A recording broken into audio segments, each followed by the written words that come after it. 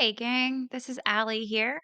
Just wanted to hop on and give a little FYI before the episode you're about to hear. This episode was recorded ahead of time, so if the audio quality is different, that's why. We recorded this ahead of time because December of 2022, we found out that my dad had stage 4 pancreatic cancer.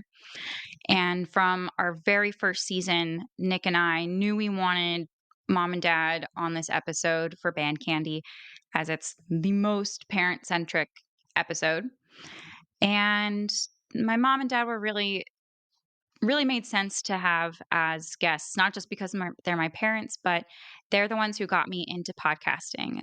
They're why I started going to conventions and met all these other podcasters, which is how I met my boss, Evo Terra, which is how I host this podcast. And so many of the dominoes started with my parents. And especially with this podcast, my dad was one of the earliest supporters. Every episode, he was the first listener. And every buy me a coffee post that you hear me talk about at the end of each episode, he was the first reader right before Nick. So it was just really important to share this space with them and get to have this episode. So not knowing how much time we would have, we recorded early. We figured better safe than sorry. And I'm so glad we did. I'm so relieved that we got to tick that box and so happy how energetic my dad was able to be for this episode. It's really happy that he had his energy up, he was present, he was laughing. So very excited to have this episode. Very grateful for the relationship I had with dad. There was really nothing left unsaid because we've always been close and we've always shared a lot of ourselves with each other. So there was no deep heart to hearts that we felt we need to have because we already knew what we were to each other. So very grateful for that. We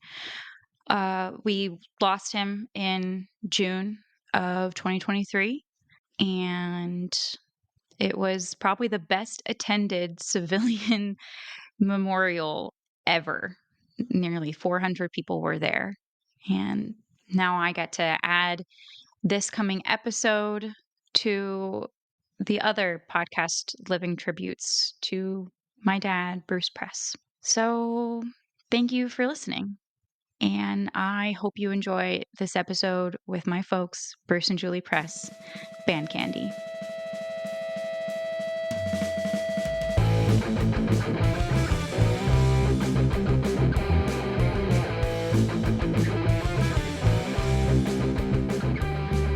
Welcome to Tabula Rasa, bitches.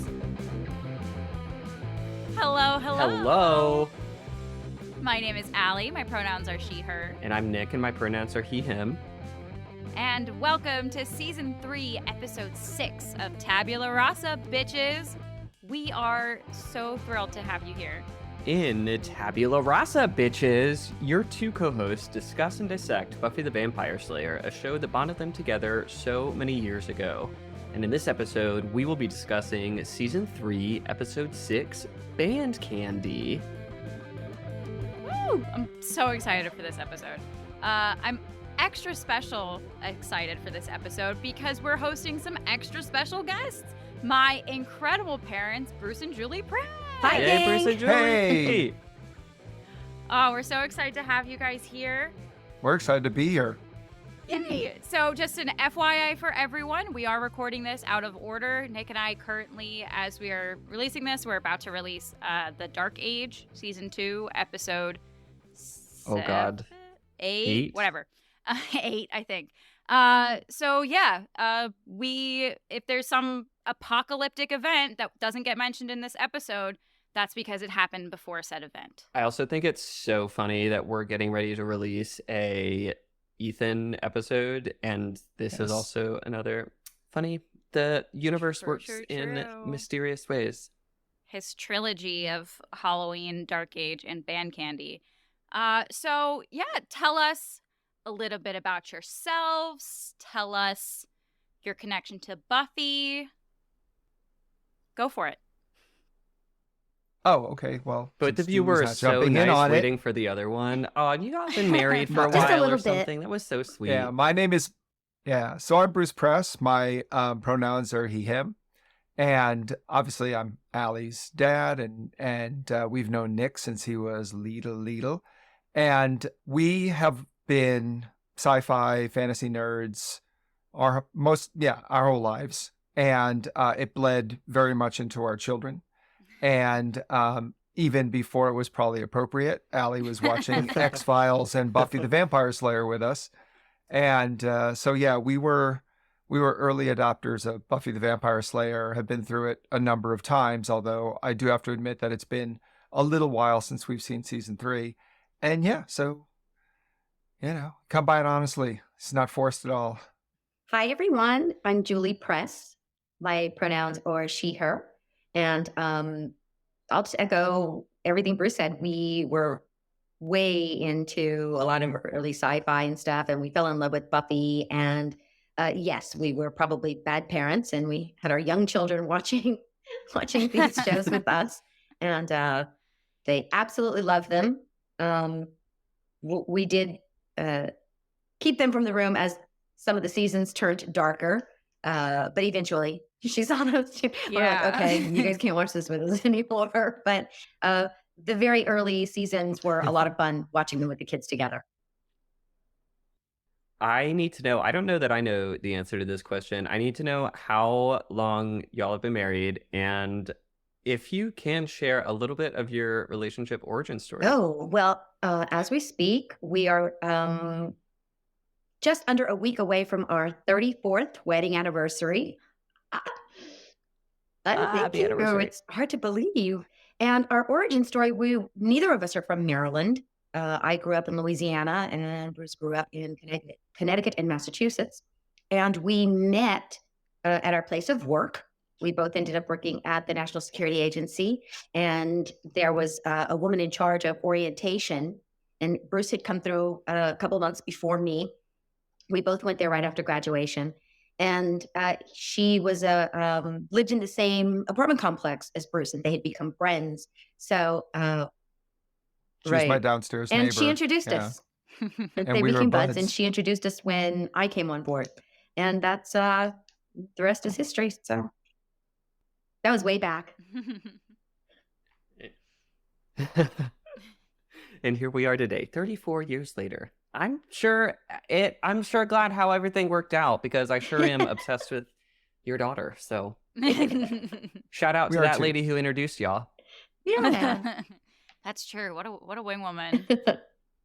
Well, That is so I funny. also need to say, I know I wrote this script too, so I shouldn't have written it in this way. Allie introduced her incredible parents, but I feel like I want to claim at least like a little bit of an adopted parent situation here, because Definitely. Oh, totally fair. yes, the Bruce, been lucky to know y'all since I was very little, and I just have the best memories of your house, spending summers there, and it just being a real safe place for me when life gets crazy, and you all were always just such a refuge, and it's just really cool to be sharing this space with y'all now. Yeah. We appreciate it. Yeah, that was always something that we thought was very important. Yeah. Just made me think of I remember one time you were coming over, and maybe it was middle school, or maybe it might have even been high school, and you were out.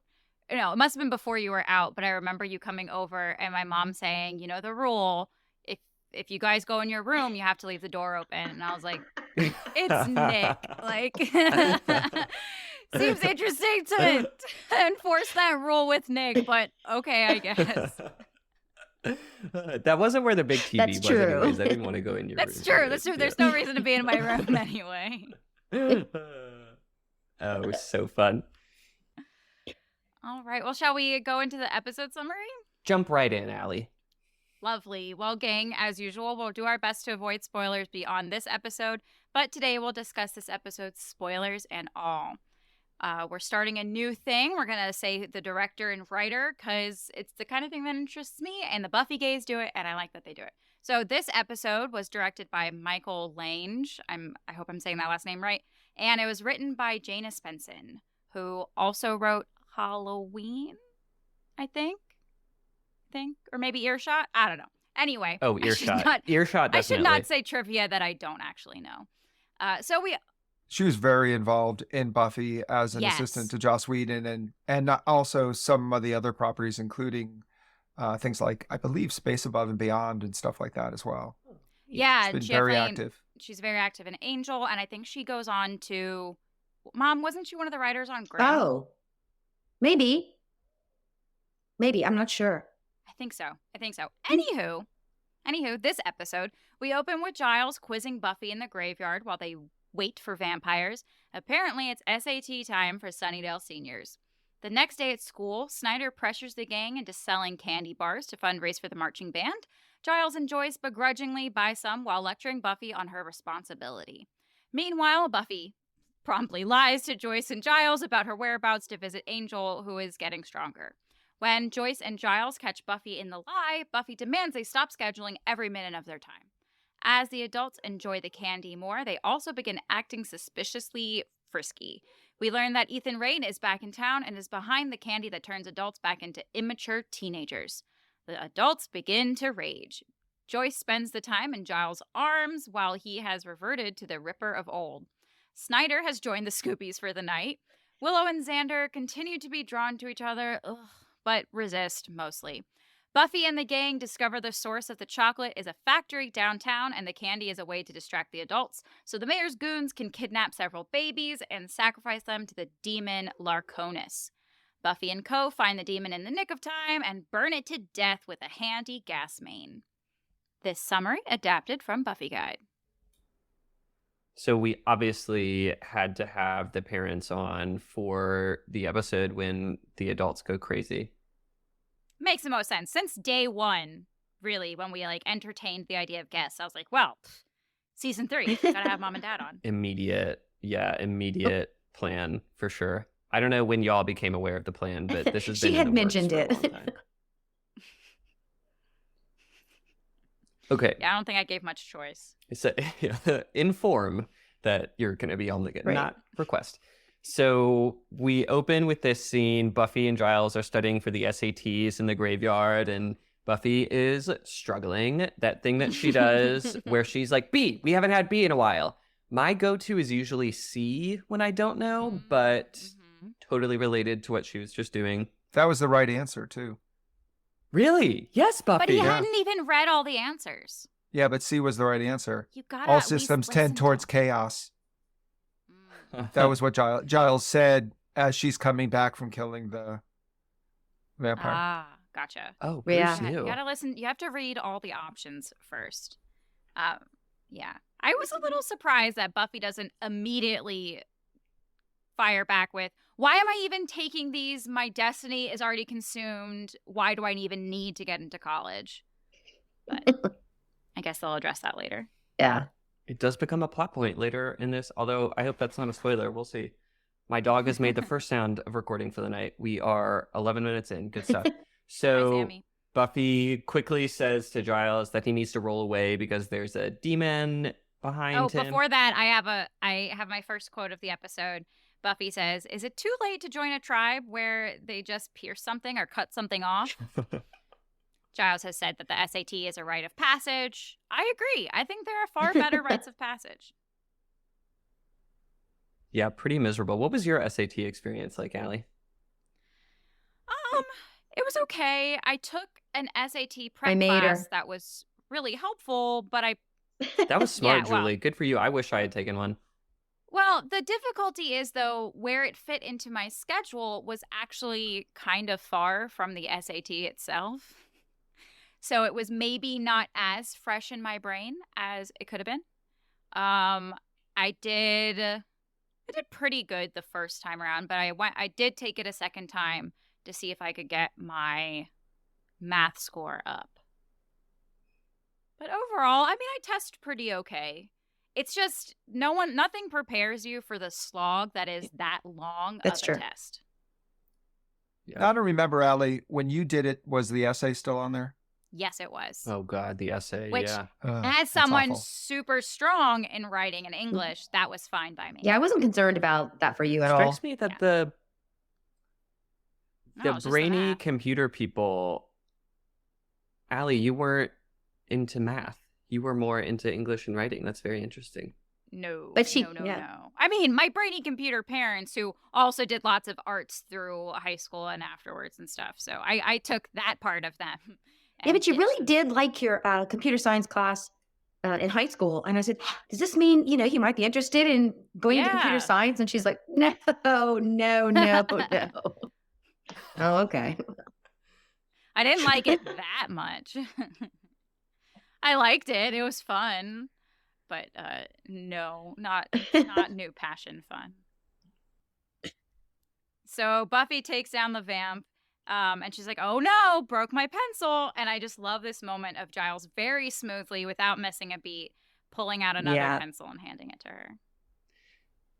There's also a pretty clear shot in this scene where, so I think it was with the Buffy gays recently, Allie. One of them made the note that has improved screen resolution. Do we see things more now? I saw something that I haven't seen before. Maybe it's just because I'm now picky, but there is a very clear shot of Buffy's stunt double as she's kicking the ass of the vampire.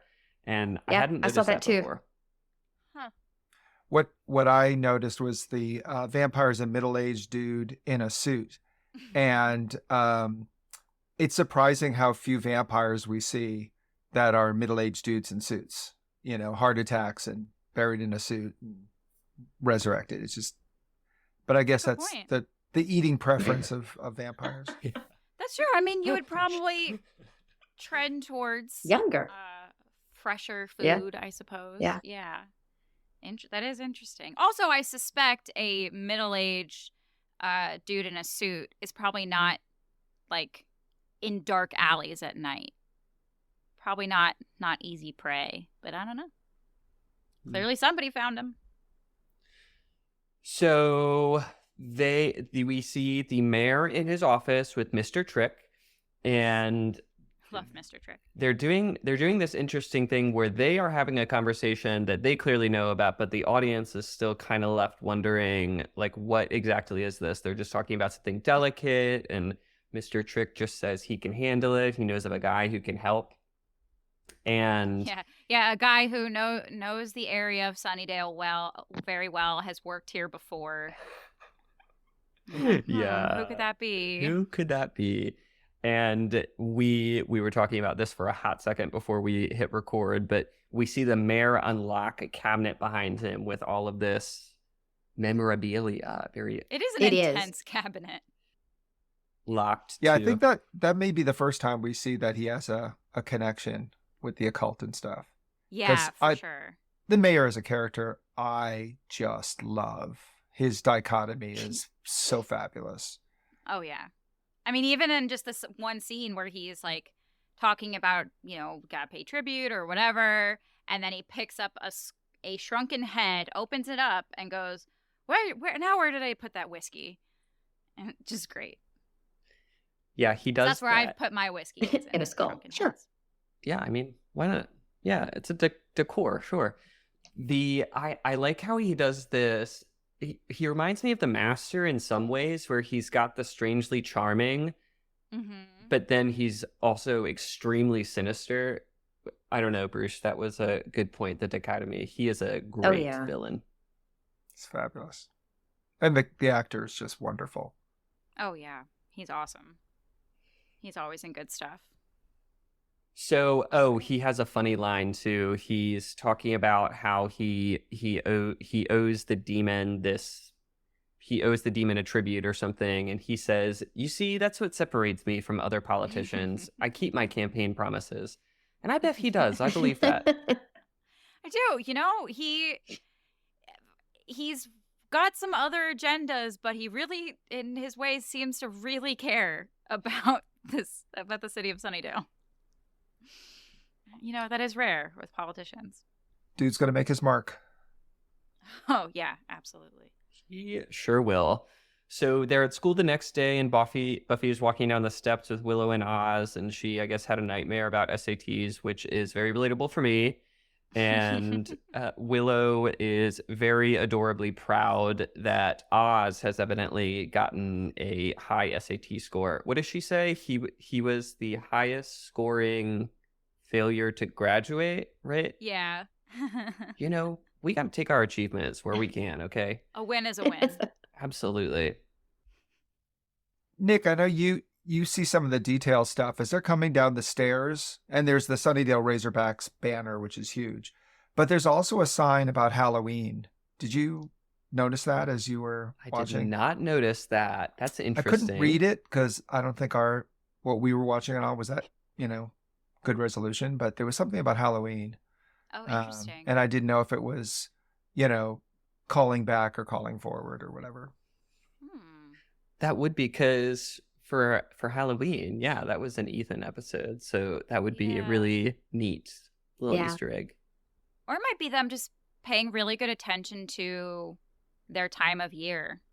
Because the last episode was Homecoming. Homecoming is usually in the fall, close to Halloween. Yeah. Interesting. I totally like missed when Willow's that. bragging about Oz and Buffy says, she's so cute when she's proud. And Oz says, she's always cute. I know. He's adorable. Yeah, Oz, you make me melt. Yeah. And I do love, so Oz says that, oh, yeah, I took it. I could probably help you out. There's this whole trick to antonyms, but this isn't the place. I want to know what that trick is that isn't good for public consumption. I didn't know if that joke was too smart for me. I wasn't going to say anything about it, but I'm glad that others wonder too. Maybe he has a mnemonic or something that's just maybe. I don't know. Share with the class, Oz. Share with the class. Right. So they run into Cordelia and Xander, and they're continuing to talk about the SAT, and Cordelia says that she tends to do well in standardized tests, and everybody's surprised. And she says, what? I can't loved have layers? that. Not a girl. What have I said from the beginning? Cordelia Chase is a smart cookie. Absolutely. That was so cute. Yeah, that was a great line. Yeah. Yeah, I got to this point of the episode and was like, crap, I need to slow down with these quotes because this is another one that just every single conversation is gold. That's Cordy. Jana Spenson, good job. Yeah, she did it. So Buffy then kind of previews for the group that she that she's starting to feel a little suffocated by Joyce and Giles. They're evidently keeping a very close eye on her. So when you run off, when you skip town for a summer, people are going to keep an eye on you. Oh, have we run into the first Allie and Nick viewing things differently for the episode? I'm like, y'all need to move the F on. Come on. Maybe. I don't know. Joyce seems pretty upset by it. And it's we're on episode 6. So it's only been a few weeks since that thing. And so Joyce is dealing with finding out about the whole Slayer thing, which she didn't put her in a mental hospital, so clearly she's at least partly dealing with it. And then she skips town and gets kicked out of school and gets accused of murdering somebody. You know what? Joyce is dealing with a lot. We're getting into a question I have for Bruce and Julie in the near future, so I'm not going to say anything else until we get there. I'll leave it there. So Buffy's begging to start driving, which once we see how she drives, I can see another reason why. Oh my God, that Joyce made me would be crazy. hesitant. We skipped very briefly over the cafeteria where where they get voluntold that they have to sell all these candy bars for the marching band. I would sell candy bars for you in high school, Allie, and your success in the marching band, so y'all could get whatever hats you needed, just for the record. Aw, that's very sweet. We didn't have to do any fundraising, though. No, and during that exchange where he's trying to talk her into, they have to sell the candy. She makes that very clever line about Willie Loman And I'm thinking, wait a minute, she's afraid of the SATs and she's going to throw a literary Yeah. reference out like that. That's, go Buffy. Fair. Right? Fair point. And of course, Snyder, I love Snyder in this episode. I mean, I don't love him yes. as a character, but Armin Shimmerman's amazing. And, when he says, if I'd handed you a trombone, Then it'd be a problem. Then it would have been an issue. then it'd be an issue, but this is candy. Yeah. Just like, touche. But yeah, remind me, Mom, as you were the wardrobe mom for marching band, did we do any fundraisers? Did we have? I didn't know that. Really? Yeah. No. She took our measurements and, made sure all the We did not. uniforms were good. The school as a whole did fundraising for the Did uniforms. we just have band boosters? Big time. But it wasn't, yes. Making the nice Yeah. children go out and sell things. Right. Yeah, It wasn't we band certainly candy.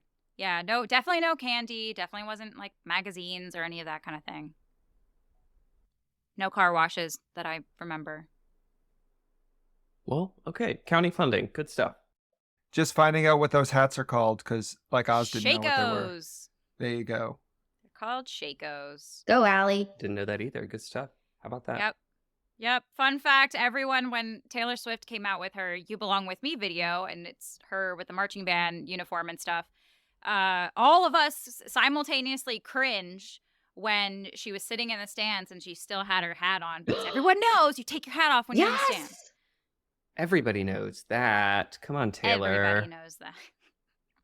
Taylor, rookie mistake. So we are now in the Summers kitchen where Buffy makes the ask to drive, and Joyce is not stoked about that. Clearly not. No. I didn't have to beg my parents to drive. They were happy to offload that task of driving me to all of my Well, wait a activities. second, though. This was She my fails first question for Bruce and Julie. Well, she fails her driver's test, and they never even let her take the driving test. So, I mean, she fails the written. So, there's a reason Joyce isn't stoked to have her daughter driving. Yeah, but she's not at least saying, well, how about we schedule that new test? She's not True. talking about, like, well, I bought that book for you, or, like, let's True. reschedule a test. What did you ask me, Nick? I was going to ask, so we've talked, Allie and I have talked in some episode before, I don't remember when, where, so Buffy wanting to drive has come up before, and her mom is not into it. And my parents were very stoked to have me driving the day I was available. Was the same true for you? How did you approach the driving conversation I was with your anxious for Allie to begin driving because Allie had so many activities after school and different things that she did. And it was just much easier scheduling wise if she could drive herself to those things. Yeah, I mean, it didn't come up a lot with Ben because Ben just wasn't involved as many things. He wasn't going anywhere after school. It wasn't a big deal. But yeah, I would have to say I was a little relieved when she could take herself to some of those things and we didn't have to schedule between us getting her there. I was anxious for a different reason. So Ben was reticent to drive. He recognized that it was a multi-ton killing machine, especially since I forced him to learn in the Chevy Tahoe so that anything else would seem small and easy to him. Allie got behind the wheel the first time and was like, I'm a much better driver than Ben. And we were like, no, you haven't driven like at all yet. And so her like hyper confidence at driving made me very anxious because, it takes time, right? I mean, you got to go through She looks some like stuff. she has some thoughts and feelings. I don't remember saying that. I'm not saying I didn't. We were on 29 North, and Mom and I were in the car with you, and you were driving. I didn't mean to start a whole thing. No, But I I'm mean, kind of happy I did. don't look forward to teaching my kids. I have already told my husband-to-be that is going to be his thing because I guarantee I will be a nervous wreck. And I'm sure I will take it the same way Mom did. I probably will not have the cool confidence that Dad had mostly. So, yeah, it's never a good situation. There's ever. Give me one, parent-child duo who had a good experience learning and driving. I drove my dad's car onto a median, and then yeah, not Okay, good. see? Could have been worse. Could've been You're right. Oh, that's so funny. Absolutely. I do feel like so they start talking. Joyce and Buffy start getting into it a little bit, and so Joyce says that, oh, you didn't take the test, you failed the test, you didn't take the other test or whatever it is. But I kind of feel like the real reason behind Joyce's not wanting it is what she gets into, on the latter half. She says, I spend enough time not knowing where you are. I don't want to add to that possibility that you're on the highway to Chicago, which this is my issue with this. Joyce, I think, is totally justified in feeling some sort of way, holding on to some of that anxiety. But she did this one other time too, where she'll drop these bombs where it's like, if you're going to address that, then we're going to need to set aside some actual time for it. Also, Buffy is right that she took a bus before. She could just do it That's again. true. So that's also just Not the time to bring. I don't believe it was the good time to bring it up. But yeah, certainly didn't stop her before. Well, this was my next question for Bruce and Julie. Can you give us some parental insight here? If Allie had skipped town for a month, granted it was for traumatic reasons, if one can even put themselves in that situation, is she under lock and key, door padlocked shut when she gets back? What do we think? Take it, Bruce. Well, there would have to be some very long, deep conversations about why she left and, what the situation was, such that, that wouldn't happen again for whatever reason, either on her part or ours or the situation, or because you can't lock a kid in high school down. There's no such thing. You can have them check in, you can have them come home after school or say they're going to come home after school. But especially, in this day and age, there is no locking them down. That doesn't exist. So yeah, you would have to come up with a better idea than just like, no, I don't want you driving. That's kind of a non-starter. Yeah. And also you have to worry about pushing them away and, by locking it down. Well, that's why I was a little annoyed that Joyce threw that out there again. I mean, though I sympathize with her to a great deal because she's the mom and everything she's gone through with Buffy, that, like you said, Nick, that dropping that in there, again, that, oh yeah, you could be on your way to Chicago again or something. That's, I don't know. I thought that was a little unfair, especially since she's back and they're trying to reestablish their relationship and all of this and trust.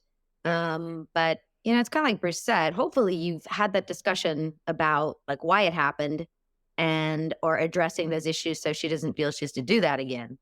Hopefully. So yeah, I thought that was kind of unfair of Joyce. I think it's that thing we've talked about maybe once or twice on other episodes is I'm missing that connective tissue of the sit down of like, what is expected of you to earn back my trust, that kind of thing. Because yeah, it does seem like, well, she was literally here at home running for homecoming queen. Doesn't really seem like she's running off. But also you need to have those measurable things to show like I'm progressing. I'm otherwise you're just going to be trying to claw your way back in. Yeah. But to play Joyce's advocate for a second, I do think that she's playing catch up, right? Yeah. I mean, she went a long time not knowing about the Slayer thing. Mm-hmm. She may not fully fathom the responsibility that entails and how Buffy has absolutely stepped up in that responsibility, saving the world and all of that. So I don't know if she contextualizes that along with the being a teenage girl going to high school and needing to take the SATs and stuff. So, I think Joyce deserves a little slack. Okay. Oh, totally. I definitely agree with that. And that would be another conversation that would be good of like, well, you see my grades now. now you know why I haven't been studying. Maybe we go a little easier on me because I'm like, I'm the saving lives slayer. and stuff. Does that Yep. sound reasonable, Mom? Right. Now she actually can say, well, I'm going out to slay. That's why I'm not as prepared for that test as I would like to be. Slay study double feature with Giles.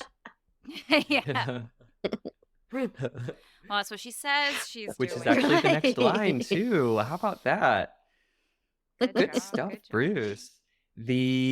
I'll throw out the piece of trivia I found while I was doing research. According to IMDb, which is infallible and never wrong ever, so we can take this as total fact. This ranks in Christine Sutherland's like top 5 favorite episodes. So that's kind I'm of shocked. neat. I will also lather on the Joyce praise because I've always wondered if the actors really appreciate the episodes, like that first Halloween, like Band Candy, where they get to be just different, just like not the same character, and spread their wings in a way that's, out of character, right? Because there have been, a number of episodes, and there will be more where, the characters get to be somebody entirely different. And it's just, I think as an actor, that must be cool. I don't know. Yeah. I think so. I think it's got to be fun, especially when it's characters like this, where they get to be just like wild and ruthless and stuff. Like it's got to be fun. I would think so. Yeah. Yeah, Bruce brought up Snyder, and I think this is just such a good episode for him. I love the He's way so he wants to great hang in out this with one. them. I know, right? Every word once he turns is just. So are you trying to ditch me? cool. Every sentence after it. That was awesome. Yeah. So we get Are to you the good and steady? library, and Buffy is training with Giles, and just another moment of Giles wonderfully thinking he has the upper hand. Yeah, you saw that and smirk. just wildly being shown he's not. Yeah, when she turns the other way, for context, Buffy is blindfolded and Giles is moving around and wants her to hit him with the ball, so that she can use her other senses. And briefly, he thinks, "Oh, she turned the wrong way, ha ha ha," and she bounces it off, smacks him right in the head. Which Beautiful. goes back to the thing that Allie always says about how smart she is, and So because figuring out that angle for the ricochet is probably not that easy. Yeah. Blindfolded too. Blindfolded, right? Right. That was awesome. My girl. Yeah, in the same way that they kind of sleep on Cordelia's intelligence, Buffy is also brilliant too. Mm-hmm. Yeah, that spatial relationship. Not everybody has it. So, Buffy does the classic tell one person one thing, one person another thing, and she now Buffy. leaves to go see Angel. I don't love this lying thing, Buffy. I don't love it. I don't love the playing the No, it parents made me against nervous. each other. I mean, we've all done it. We've all done it, but it just seems a little rude. I had a question and I wasn't going to read it, but you've already answered it for me, so I'm going to read it now. The question that I wrote down is, Allie, just give a simple yes or no without explaining further. Did you lie about where you were ever? And apparently, yes. I did too. No. Oh, okay. Never mind. Parents, don't listen to that. Then No, what I did was definitely the Dad said no, I'm gonna go ask Mom, or Mom said no, I'll go ask Dad. I've definitely done that, but I never had anywhere that I really wanted to go that I would have to lie about it, and Mom and Dad never made the rules of the house such that I would need to lie about where I was going. I have a Bruce and Julie story about this. Actually, I think this is mainly a Julie story. So me, Allie, and Anna at this point were all 18, and we decided that for whatever reason, we wanted to go to a sex store. And Anna and I were mortified. We were at Allie's house. Anna and I were mortified at Julie, you knowing that we were going to go to a sex store. So we were like, Allie, you have to go tell your mom that you're going somewhere. Don't specify where, but you cannot tell her where we're going. And then Allie did, and so Promptly. Anna and I were just sitting in the other room, and we hear Julie burst out laughing. And Allie came back, and we were like, "You told her where we're going, didn't you?" Yeah. Because Mom was always cool. There was no need to lie. Yeah. I've always been a staunch supporter of normalizing talking about sex. So it was definitely also part of that. Like, I shouldn't have to lie about where I'm going. This is perfectly cool for me to be going to this store. So now I want to know, one, how'd you know where one was and which one did you go to? The only one in town. It's the only one I knew of. It's on Route 40.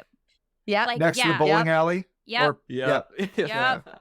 It is exactly as skeevy on the inside as it is on the outside. Yeah, I don't think we bought anything.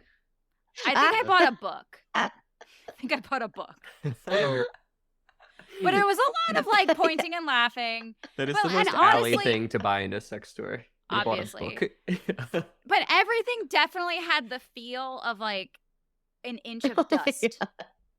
So like there was nothing that I was like, I would have to wash all of this before. Yeah, no. Yeah, that was funny. Yeah, really funny. Oh, fun times. Okay, so Angel is in the mansion. Buffy walks up, and luckily he's shirtless. And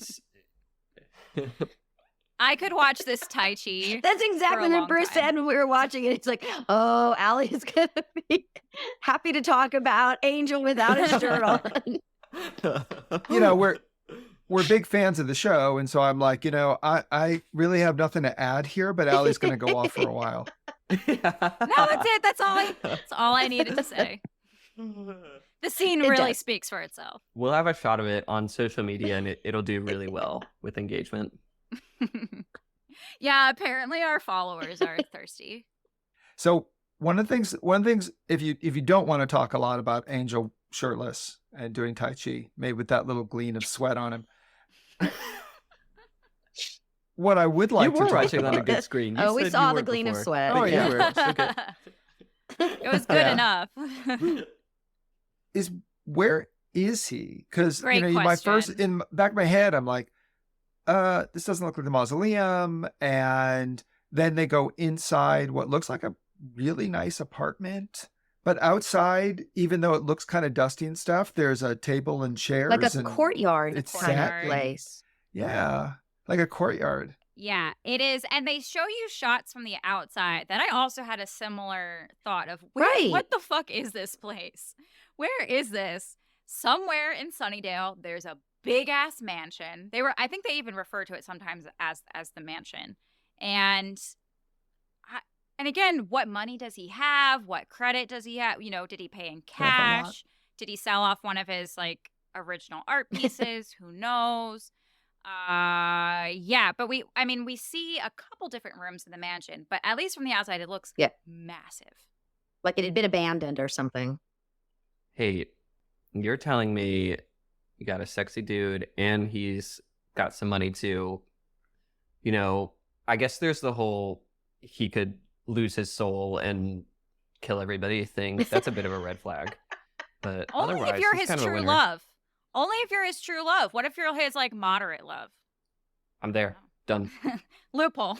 So I have another nerdy detail Oh, boy. thing that transpires over the next couple of next couple of scenes, but Julie it said, starts "Oh, boy." here. And I noticed because they're sitting on the couch and having a conversation, and I noticed Buffy's necklace, which is just a simple gold chain with a little pearl on it. Mm-hmm. And I was like, huh, that's interesting. Yeah, she's not wearing a cross. When we get to the next scene, we can continue to talk about it. Interesting. Ooh, I'm excited to get usually- there because this is a detail I didn't pick up on. Yeah, I usually clock the necklace, and I was clearly just too distracted in this scene.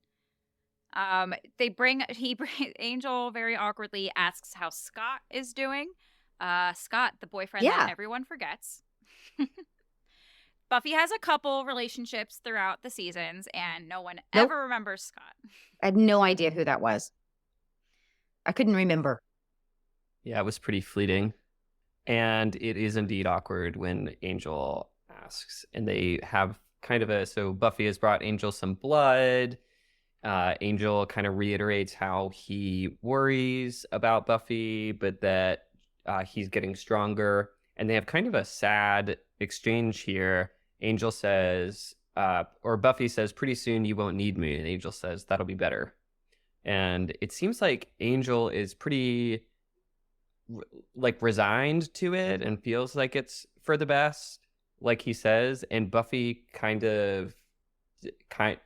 is like going along with it, and she's clearly disappointed. And I thought I also heard some hope in her voice too. It's an interesting exchange. Mm-hmm. Yeah, I don't think she was on the same. Hurt by it. Right. Yeah. So Buffy gets home and she's busted. No one to blame but yourself, Buff. Yeah, that was not your finest work there. Did you think that wasn't gonna? Do you think that wasn't gonna? This is pretty predictable. Yeah, but nobody thinks they're gonna get busted like that. No. Yeah. I mean, that's like walking the door confronted by both people, and that's, eventually, you think you're gonna get caught, but that was the worst kind of getting busted. That's the walking in at 6 a.m. and having the light come on and go, "Where's you been?" Yeah, exactly. Right.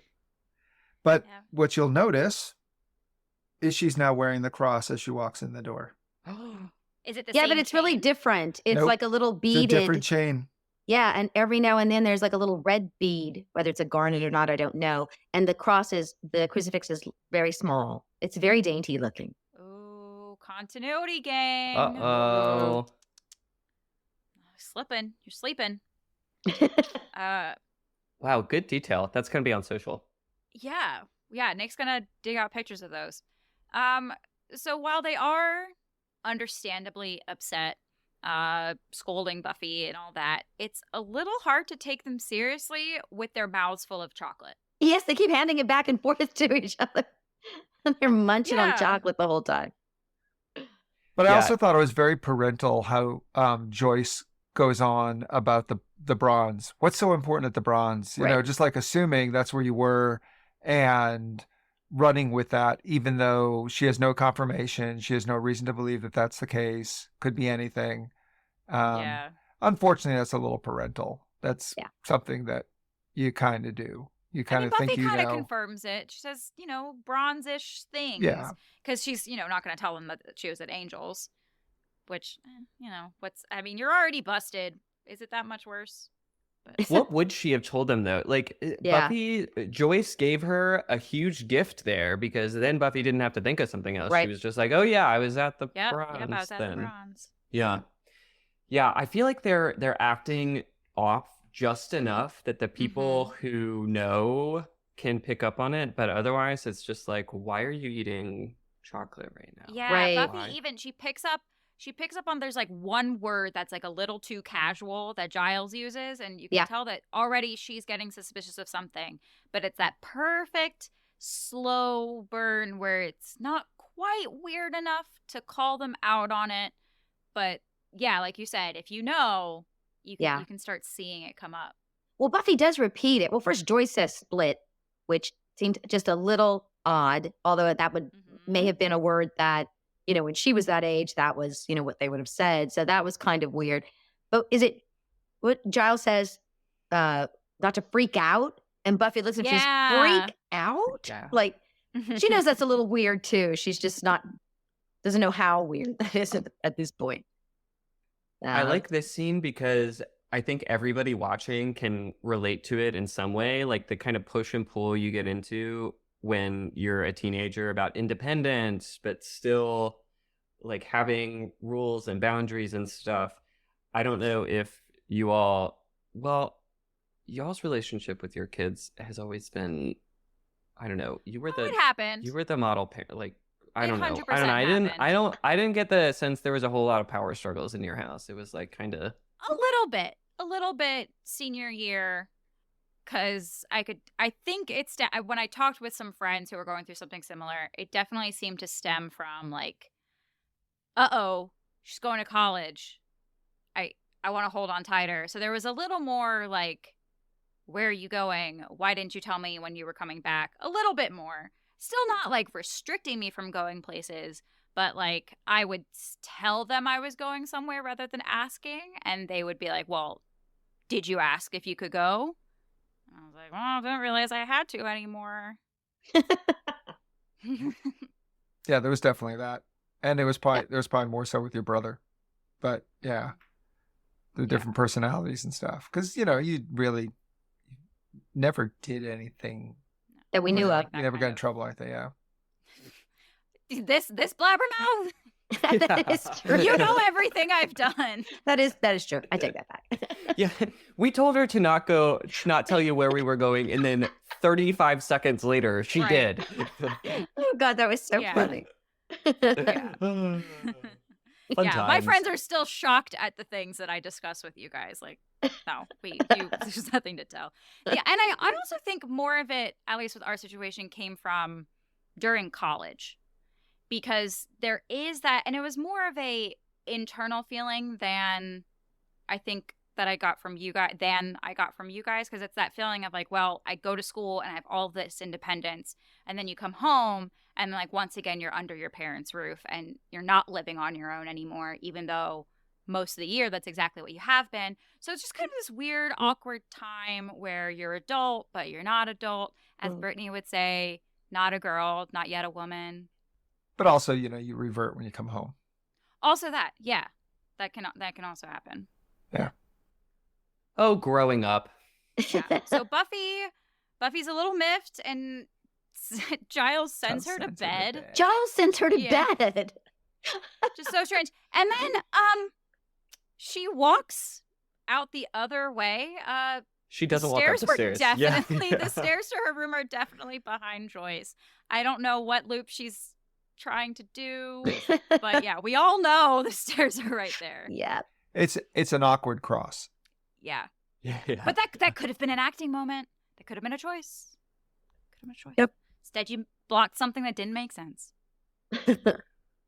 So we get a glimpse into the candy factory now, and this candy eating thing that Joyce and Giles were doing makes a little more sense because in comes Ethan Rayne, and he tells worker that he's really not going to want to have any of the candy he's putting together. Yeah, Ethan Rayne's another one I like seeing. Yeah. Because he's just like, let's just drop this crazy grenade in the area and just see what happens because it's fun. Yeah. Chaotic neutral. He's a bad one. Yeah, I wrote, LOL, Trust and Ethan don't mesh. I don't remember who I was referring to trusting him, but yeah. I think he says something like, you don't want to eat that. Trust me. Oh, yeah. That's a line, yeah. Like, I don't know if this worker knows you, but I never trust anything you say, so.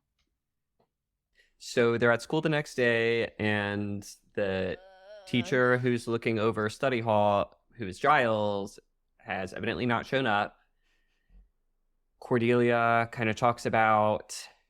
Yeah, so this scene is pretty tough. So Cordelia is talking about a book that she owed to the library at one point. They're kind of like talking about how, that's weird that Giles isn't here. He's always so responsible. And for example, he's so responsible that he made Cordelia pay a massive fine on a book that she had overdue. And the book was so she could talk to college boys, but that was before it was, that was BX before Xander. Xander. Yeah. Xander, who is playing footsie with Willow. I know. I was so Buffy. sad. Yeah, but you still you have that great Cordelia line. I'm bored and he's not here to give me credit for it, which makes that whole scene worth it. So true. So true. That's true. Yeah. But yeah, cringy footsie. Yeah. Yeah. And since we haven't watched the others yet, we really don't have the context for it. I think even when we do have the context, it's gonna not be great. But yeah, I don't love that from the two of them. Yeah, even upon reviewing the summaries for the previous episodes, being reminded that during homecoming while they're getting ready, that's when Willow and Xander kissed. And it still just doesn't seem justified. No. No. The betrayal. The betrayal. Right. Oh. Right. Yeah, Yeah. from both And of the them. continuance. Yeah. The continuance of like Right. just keep your feet to yourself, like self-control, children. Oh, and so that, I can be consistent, Buffy's wearing a different cross necklace again. This one has no Yep. beads, no gems in it. It's just And plain, it's a bigger very cross. Yeah. simple. Yeah. She does have quite the collection. We She almost does. never see the same cross twice. I don't know if she's just going to thrift stores on the weekends and just like, all right, all your crosses, round them up. I know she needs to have a healthy collection of crucifixes, but I gotta be honest, I don't love all of them either. I don't know. Stick with the one Sexy Man gave you if you're gonna wear a Right? crucifix. I in mean, my it is opinion. really big. It is. That's true. Yeah. It's Yeah. big, which is why it doesn't get much wear. Mine doesn't get much wear because it is gigantic.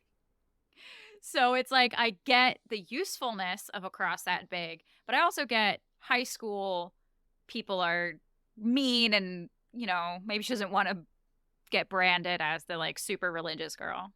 Yeah. The smaller ones are they're much more attractive, much more subtle. Yeah. But still functional. We love a functional Slayer. Yeah. Yep. So Snyder is outside and we get kind of the first hilarious line from him. He says something like, everyone expects me to do something around here because I'm everything around here because I'm the principal. It's not fair. And the sub is being super weird. Right. Just like way too casual. And all the students are just like, what is going on? Yeah, this Yeah, they're is kind of cool, digging but it though wow. with Ms. Barton. Well, Right. yeah. Barton, she's funny. Yeah. Miss Barton's funny. So Giles didn't show up for study hall. Very unlike him. So Buffy goes to his place afterwards. And she just opens the door. I know. She didn't knock. I wrote she that didn't. too, yeah. She just walked Excuse me, Miss in. Summers. We don't knock anymore? And so Joyce is there too. And Joyce says that Buffy made a good point the previous night about overscheduling her. So she and Giles are working through Buffy's schedule together. And Buffy has a funny moment where she's like, yeah, I did make a good point. What point? Yeah. And then Joyce tells her, well, we still have stuff to get done. Like, here, just like take the car. And she's, what? Excuse me, I meant what? That was Yeah. very cute. I mean, I would be pretty surprised too. That's a pretty big 180. I think this is when I would get suspicious. Yeah. I think so. Instead, she just runs out the door. Which, yeah, maybe speaks to, Dad, your reticence to my driving based on my enthusiasm. And then that's exactly what happens with Buffy. She is way too excited. Poor Willow. I'll say it. Ripper Giles is really hot. Okay, I was wondering when we were going to say that. Oh yeah. It starts. Totally. It starts here. Definitely. Totally, yeah. Also, we see Giles's accent switch, Definitely. which is really fun. Right. He's definitely like a less posh. I don't know the actual term for which dialect of English that is, but I thought that was a really cool choice. Whether it was a choice or a direction, very neat. Yeah. I agree. So both Buffy is so right when Buffy walks out, Joyce is kind of immediately like, do you think she noticed anything? And then we see the characters kind of melt away. Amazing. Buffy, so it's now nighttime. There was this passage of time at some point that I'm not going to think too much about. And Buffy's driving with Willow. She's a terrible driver. It was while Buffy Terrifying. went to go pick up Willow. Got there it. You go. Sunset. while Allie she was always going to helps get- fill in the plot points Yep. for me. Thank you, Allie, for your I'm service. very good at justification. So they're going to go to the Bronze, and Willow wonders if it's a good idea for them to go to the Bronze, given that the SATs are soon. And Buffy says that she can study and be at the Bronze, and we know from previous episodes that is not a good idea. It's not a Mhm. thing. Yeah. Not gonna But happen. good thing they go because they wouldn't have noticed what's going wacky with Sunnydale. Also, at the bronze, we get some more fuzzy sweater goodness from Willow. Yeah. Oh yeah, she has a cute pink Yep. little moment on. Mm-hmm. So I think we kind of go back and forth between the bronze and Joyce and Giles here for a minute.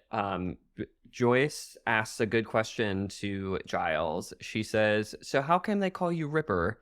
And Giles goes, "Wouldn't you like to know?" And I don't think we ever get a good answer to that. And I Nope. want to know the answer to it.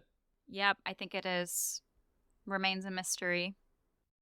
And Giles makes kind of a comment about how Joyce says, "Should we go to the bronze?" And Giles says, like, "No, it's dead." And then we cut to the bronze, and it is definitely not dead because the adults are throwing down. Yeah. They are I mean, raging. that's the first place I'd have gone if I were there. If I were Buffy's mother or someone else's mother in that Buffy verse, and had turned to a teenager again, because that's all you do. You hear your kids talk about the bronze. We're going to the bronze. That's the first place I'd have gone.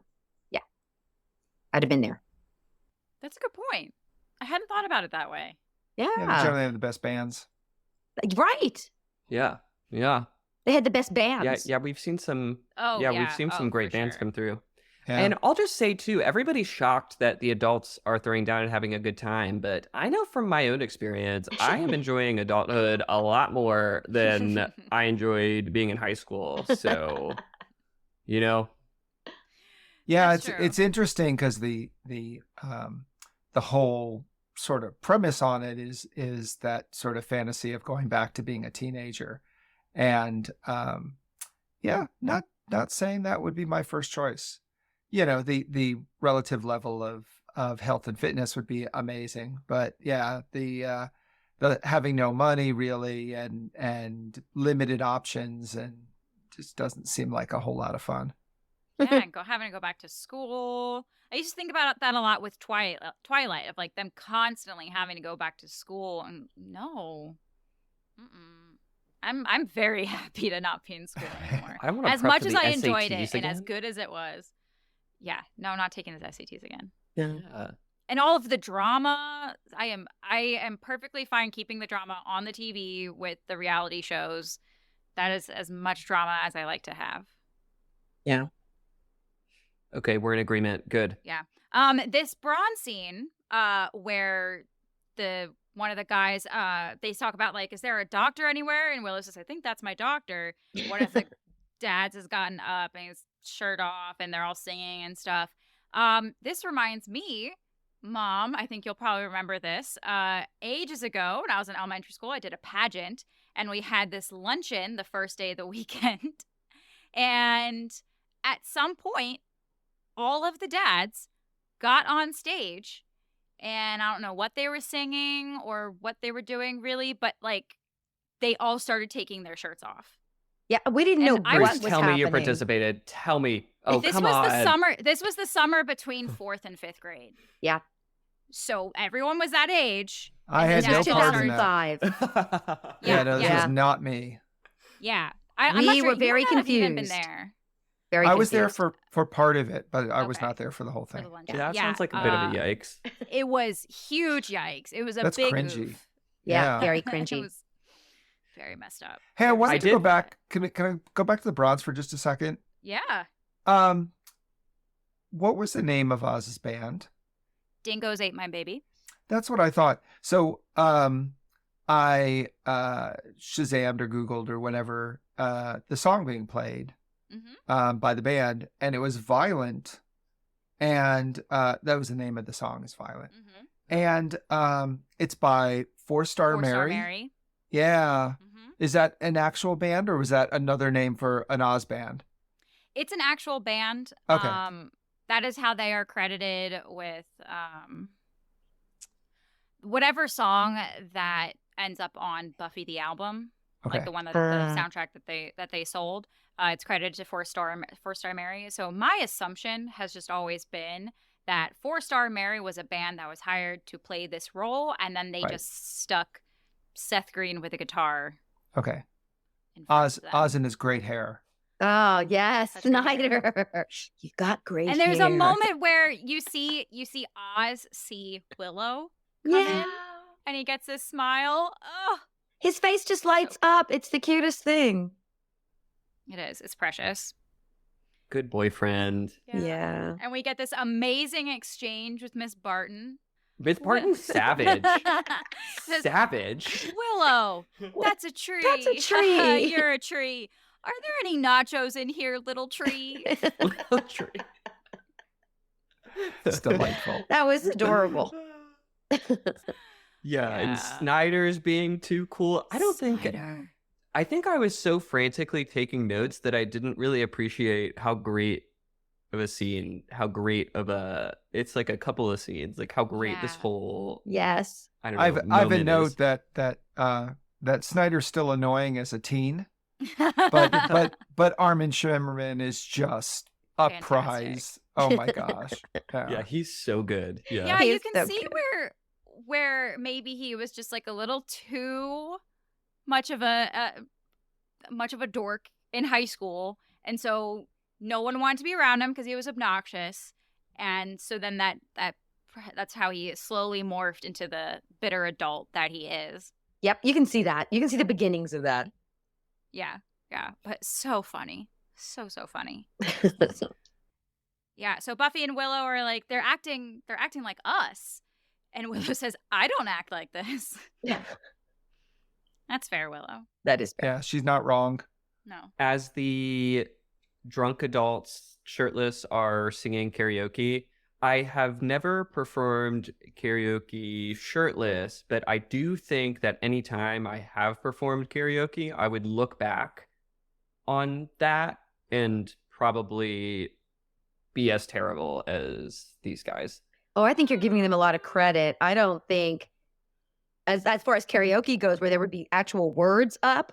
No, I don't really think they had that going for them there. And But- I think this was Louie clearly just Louie repetitive is the- loop of Louie. Yeah. Oh yeah. It's a shame because Louie Louie is like the perfect drunk karaoke song because you almost can't do it bad enough, and they did. They They did just it. completely It was pretty destroyed it. bad. Yeah. I very much enjoy the one on the end doing the bo bo bo bo bo. Yeah, okay. Not Also, in Nick, I beat think at all. Right, you're right. not giving yourself enough credit. Maybe giving them too much credit, yourself enough credit, because you were a lead in many musicals in high school. That's right, And, like, Nick. We're in choir in college. So maybe it's your reading in time skills that you don't feel so confident about. But like you're a great singer. That was not to get an ego boost, but I will not reject it, and I'm grateful. You know, we'll go out for karaoke sometime, Allie, and we can sing Frozen together or something. Don't tempt me with a good time. Ooh, or maybe or I'll make you sing Summer Nights or something with me. Oh, that'd be fun. I would do that. Okay, cool. Yeah. We'll revisit. So I think we cut to the factory again, and Mr. Trick and Ethan are walking around, and pretty surprising. Well, not surprising because he's a vampire, but Mr. Trick decides he's going to randomly kill one of the workers, and Ethan is like, "Are you sure that he was stealing?" And Mr. Trick is like, "No, but now nobody else will either." Right? Yeah. And Well, Ethan's brutal. not into it. Yeah. Right. Ethan Yeah, I noticed definitely has that. a moment of like, oh, this just went further than I Yeah. expected it to. Yeah, I don't think Ethan was prepared for that. This is what Yeah. happens when you play with chaos and don't look at the consequences. That's right. Because if you really think about like when we get to the hospital and like no one's paying attention to the patients, a lot of people died this night. Like the car accident that Buffy gets into, I guarantee that was not the only car accident. Nope. How about all of these adults overexerting themselves when they feel like a teenager, but do not have the bodies of teenagers? They're gonna have heart attacks. Yes, they are. I bet gonna they have do. Broken things on the playground and all of that stuff. Yeah. 100%. Yeah. Clearly, Ethan does not have the skill of foresight. No. Yeah, we didn't really think that one through, buddy. Mm-mm. Better luck next time, champ. So we do start to see chaos starting to break out. There's the two dudes who get into a race, like we said. One of them is for sure on the wrong side of the road too. You can see on the double yellow lines. So Mhm, that was, mhm. I mean, I guess, yeah. Well, they had to be next to each other so they could race. Yeah, I guess so. Yeah. There are some playing in the park, Mm-hmm. playing on the playground. playground. Yeah. Yeah. And so the gang starts thinking through more about what if Giles is 16 too, and Mm-hmm. Oz says he's probably a pretty put together guy, right? And Buffy says Giles is 16, less together guy, more bad magic, hates the world, ticking time bomb kind of guy. Right. Yeah, and Oz has a great quote. He says, "Teenagers, it's a sobering look into the mirror, or sobering mirror to look into." Right. Yeah, I would certainly act differently. Buffy knows all about what Giles was like why he's called Ripper and all of that. Yes, because of the episode that's about to come out this week. Okay. Now in 2023, we find out about Giles's history when he was young and his group of friends who used to like summon demons to get high and shit like that. Oh, okay. Okay. Yeah. So they're getting into the car. They're leaving the Bronze. And we get my favorite quote of the episode. For once, it is not a Cordelia Chase quote. It is Snyder and says, "Whoa, Summers, you drive like a spaz." I love that. Yes. That was great. Yeah. he has so many good ones He this does. episode. My favorite from him comes up Comes later. closer towards the end. Yeah. Yeah. So Giles and Joyce are getting into some mischief. Joyce spots something in a window that she wants, and but darn, the store is closed. What are we gonna do? So Vandalism. our old friend Ripper Mayhem. is like, "No, you can have it." Yeah, Yep. chaos. Yep. Gets the coat Oh, for it's so her. Gets Juice the hat Newton. for himself. Yeah, it's Yeah, so Juice okay. Newton. All right, Mom and Dad, who's Juice Newton? Singer. Yep. Oh, wait. okay. I'm Way trying back to when. remember what she's known for. Yeah, I'm trying to remember what she's known for. Other than feathery collars. No, but there's one song. I don't think she Right. had a big career, but there was one song for sure that was like a big hit. Oh, we should have Googled it. I know. Joyce's outfit in this scene Hot. is excellent. Yeah. Yeah. Yeah, she's got the long coat with the Yep. short shorts and the boots. Yeah. And the Yep. asymmetric hair. Yeah, Mhm. she's That was adorable. She's working. I'm killing glad it. that Giles stole the coat for her because she rocks it. Or Yep. the sweater or whatever it is. for sure. Yeah. I like to think Yeah. after this episode, it's still in her closet. She just kind of like looks at it sometimes. Yeah, I want to think that too. That's really far back in her closet because she's not entirely proud of what went No. on when She she. makes some other decisions this That's night right. that she's not. Nor stoked should about. she be, honestly. Consenting They're not great adults, man. choices. So we, unfortunately, a nice police officer has seen Giles commit serious vandalism, points a gun at them, and Giles makes fun of him. Yep. And then promptly kicks his ass. Hey, This beat is him up. definitely that not way. the first altercation that Giles has had with a police officer. Yeah. Clearly, the police officer had not bought any candy. Maybe not. He looked pretty serious. Well, no, he had a bar in his pocket. Oh, well, he hadn't Yeah, eaten enough. Maybe he hadn't Yeah. eaten it yet. Yeah. Yeah. And then Yeah, of he course wasn't having Joyce is fun. like, "You are so cool." Like, Oh, Burt you're so Reynolds. cool. See, Burt You just- Reynolds, I get. Right, you're like Burt Reynolds. I didn't get that one either. I'm so bad at pop culture, though. We've talked about You would that. probably know his face. He has You an would. Smokey and the excellent, Bandit. legendary mustache. Yeah. Yes. You would. And Big there old was mustache. absolutely a time when Burt Reynolds was totally cool. Oh, He yeah. was, Yeah. I even think he was maybe one of the first to pose in Playgirl or something. Oh, wait, you might be Is that right. where that picture comes from? Yeah. Because there's a picture Yeah. of him like lounging with his on big his hairy side. chest. Yes, with his hairy Yeah. chest. Yep. Yeah. Uh-huh. Yeah. I wasn't sure if that was like an advert for something. No, I think he's right. I think. He was in Playgirl. Yeah. Oh So- boy. All right. So they get into a little car crash as we pass the playground. I love the mailman reading people opening and reading people's mail. Yeah, sitting fabulous. in the playground reading other people's mail and laughing. Oh, that's so funny. Yeah. Yep. So they get in the car crash, which I feel like was a little on Buffy. I know you're gonna hate this, Nick. Did she but run a stop sign? No, but 'Cause she she was in the wasn't. She wasn't intersection looking already. around. She was looking Okay. straight ahead. I think she maybe could have looked more. It's not that big of an intersection. It is a 4-way, but it's not a very big. But the other guy intersection. was like on his phone or something. I mean, so Oh, he was like distracted and all that stuff, and he was speeding. Yeah. Totally. But a little bit like maybe it seemed like maybe she could have paused at that stop sign a little longer. Yeah. Maybe she did like a. I will leave this squadcast right now. I'm a We've Nick. talked before about how I think maybe Buffy was adhering to one of your old catchphrases. No cop, no stop. oh no, I do Nick! remember that. Yeah. Oh my. Oh. Oh, Nick. Oh. I wouldn't actually. It was just something fun.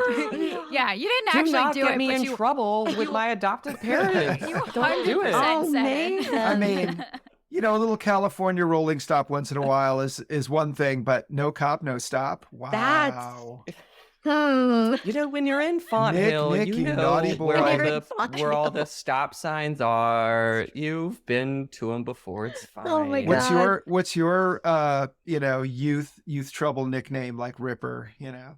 That's right. Ooh. Nick. Ooh. Well, I skipped over my next question for Bruce and Julie, but if you all were to have some band candy right now, this gets kind of at the Ripper question. If you were to have some band candy right now and live out your bad teenage world again, what nonsense would teenage Bruce and Julie get into in good old Ellicott City? Well, so it wouldn't have been in Ellicott City, but yeah, no. I mean the most trouble we did, there's almost none. I mean, I would, you know, my friends and I would go down into the woods and maybe light fires, you know, just have little campfires or something, or catch frogs. I mean, really, I had this ridiculously somewhat idyllic childhood. And I mean, other than, you know, like not doing my homework and shit, I mean, there was nothing So no crazy. stealing from stores. No, he was a Oh, well, saint I in mean, comparison. I'm not saying that there wasn't the little, you know, penny theft of candy or something, that kind of stuff Oh happened. my goodness. But no smashing in windows and you know, like taking armloads of comic books or anything like that. I mean, there's nothing like that. No, I mean, We we went to did. comic books right away. That was so charming. Okay, so you would drive down to Catonsville and go to the comic book shop. Well, And you- we get would the ride our pizza. bicycles up to a like a trade. It No, was but called the like trading with band, post. no, but if this episode happened today, Oh, right it wouldn't now. transport you back to You're right. Yep. Long Meadow. Right. Right. Yeah. No. No, for me, So the you would closest thing would be Watch more TV somehow. Yeah, right. For him, no, I misbehaved in my youth, and so the closest thing for me would be going down to Old Ellicott City, near the water where you're not supposed to be, and like drinking alcohol on the levee and having a little bonfire action potentially. And I was never You rebel. small town. That's not nothing a else to rebel in do. Ville Platte where there's Yeah, nothing no, else to that's do. there was Wasn't a nothing rebel. else That is to par do. for the course. There was Yeah. literally And you know nothing else when to you do. just said something about penny theft, I thought no, and throwing the chair in the window and stuff. I was never a vandal. The closest thing though was, you know, when people put those electronic signs on the side of the road and you have letters and spell stuff. Well, we used the vandalizing we used to do when we were really misbehaving. We would go and spell naughty words with whatever letters were on those signs, and we'd do it all over town. Yeah. And yeah, that was. Yeah, I go to Centennial High School has a big old sign that we could definitely do Yeah, some stuff with. that was being really misbehaving on those nights when there was no drinking. So yeah. Yeah. I think you and Nope. the girls would just go out dancing. Yep. You'd be at the Bronze. I'd be at the Bronze. I promise you, I would be at the Bronze. I mean, pretty much everywhere in Old Ellicott City has an upstairs DJ like past 9 o'clock. So yeah, you Used go to to. Lapa Lapa and turn up. Right? Lapa Lapa would be fun. Let's be It honest. is fun. Lapa Lapa after hours is fun. They have a good DJ. Oh, that's cool. and good tequila. It's true. I'm there. So, all right, I've gotten us very off track. I apologize. So Thank you for Buffy indulging very me. quickly puts together that this not only is this activity caused by the candy that everyone's eating, but this candy must be a distraction for something bigger, because there's nothing going on if everyone is a sitting duck. Where are all the vampires? Where's everybody? So something's going on. And of Right. course, I was going to say, and of course, Oz says it in the best possible way, right? Yeah. Something's happening someplace that's else. Yeah. Yeah. Thank you. Oz. Thank you for surmising that. Yeah. Yeah, Oz is the best. Man of few words. So Buffy tells Willow and Oz to go get Xander and Cordelia to research what's happening, and Buffy's going to go with Snyder to the source, which Snyder knows where the source is, so it's a good thing that he tagged along with them. Yeah, rather convenient. So they get to the warehouse. They're just throwing out candy at this point. I mean, there must be some kind of addictive quality as well, other Yeah. than just like the transformative property. And I love, so Giles is trying to keep, hey, leave your mother alone. Like, we're just trying to have some fun, blah, blah, blah, blah. And he kind of steps to her, and Buffy says, Giles, think about this. Do Right. you want to fight me, or do you want to let me talk to my mother? No, I like one of the He first very- things she says to her mom is, "Where'd you get that coat?" Yeah, exactly. And after Buffy shuts Giles down, he does a total teenage boy recovering thing. He There. Right. messes with his hair. Yeah. Pulls a Yeah, this cigarette out from behind his ear. Mhm. Yeah. Yeah. Yeah. He's still I, kind I of was just cool. doing that. Yeah. Yeah. And the role reversal that Buffy and Joyce have is so great. That is. Where Buffy is telling Joyce that she needs to go home and she's done, and Joyce says, "Screw you," and yeah, this is another. I love this episode. This conversation definitely does hint to what Joyce is going through, because she's like, you get to go off slaying and I don't have a say about it. And Right. you're like, oh, hoo-hoo, Joyce is working through some stuff. Yep. The role reversal that inevitably happens if, parents and children live long enough, right? There's a little bit of that in almost every adult-child dynamic I've ever seen. The adults getting older and the Not- kids not like, quite. Mom, you probably shouldn't be driving, Yeah, maybe. Once mom becomes a crazy bird lady, I guess Yep. we'll. Counting on it. Bird. Bird. Bird. No, don't do no. Oh, yeah. Dog lady. No. No, she's already a crazy bird No, lady. crazy Nick. bird lady, yeah. It's happened. Yeah. Yeah, Do you visit. have birds? Come up to visit sometime. She doesn't own them. Not in but the house. She has, My backyard bird. She has lured their presence. And there is a Lovely. pair of binoculars by the door to the backyard, and yeah, she has a bird cam in the backyard so that she can see when they come and stop by and watch them from work. She has a room to You said- watch them from. The screened in porch. Okay, Yeah. so what happens next in the episode? What came to mind for me when they said bird lady, Julie, was a lot. I had, what is that, Home Alone 2? Yeah, With the lady? yeah. And That's she's what- feeding the birds in okay. Central Park. Yeah. But if you're being adorable and sitting in your screened in Yep. porch watching, that's just wholesome to me. Okay. That's wonderful. See? I All right. feel like Home Alone 2 might be her future. But anyway, No. so my next note is a quote from Cordelia. Clearly they're talking about she's like, at first it was really great because I just thought they were in a good mood, and then she started stealing my clothes. Right. And she says there should be an age limit on Lycra. Yes. She's not wrong. A little unkind, but Yeah. Again, that maybe doesn't age particularly well. Yeah. yeah. That's true. You can say it about your mom. That's okay to Yeah, I say it. think maybe I Sure. Yeah. Or if my mom, if this happened to you, Mom, and you went Yep. out and like put on a tube top, I would be like, no. I would be like, no. No. Yeah. Oh, that was good. Oof. But yeah, these adults are going to be so sore tomorrow. Oh yeah. Oh yeah. Yeah, so Buffy goes up to where the dude is throwing out the candy and kicks both of their asses. She kind of is dragging Joyce with her. Giles and Snyder are following. And then when she gets into the factory, she sees Ethan. And then it all makes sense. Yep. Of course, Ethan's here. There's chaos. Yep. And Ethan bolts. Yeah, so she Right. finally chases him down. Slayer senses him in a box, and it's so funny watching Giles is like antsy, like, yeah, just hit him. Oh, Just hit yeah. Egging her on. him. Just hit him. So funny. And then when she does, he's, yeah.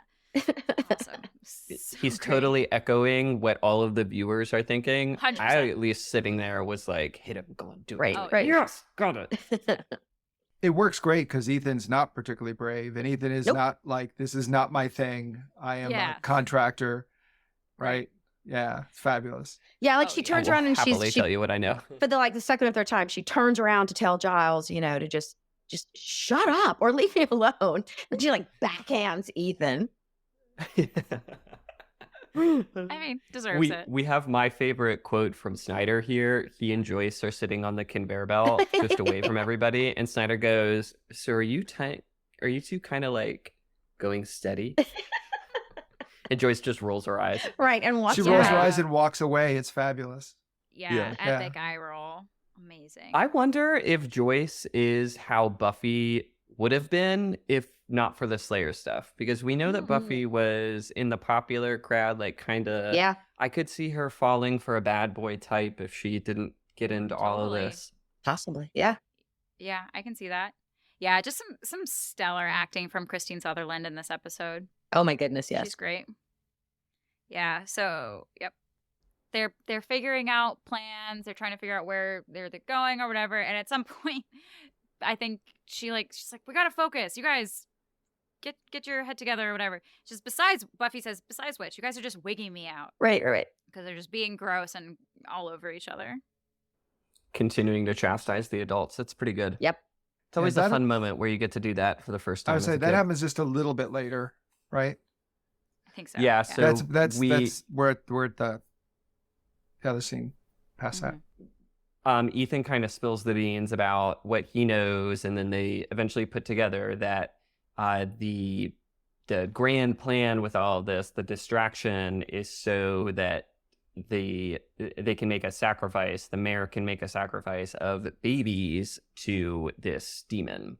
Right. So we find that out through the research that the Scoobies are doing at the library, and we Yeah. also get a couple of awkward exchanges, Yeah. Again, that's right? That's probably And why my brain skipped over that part. right? And that's where Cordy goes, "You want to swap?"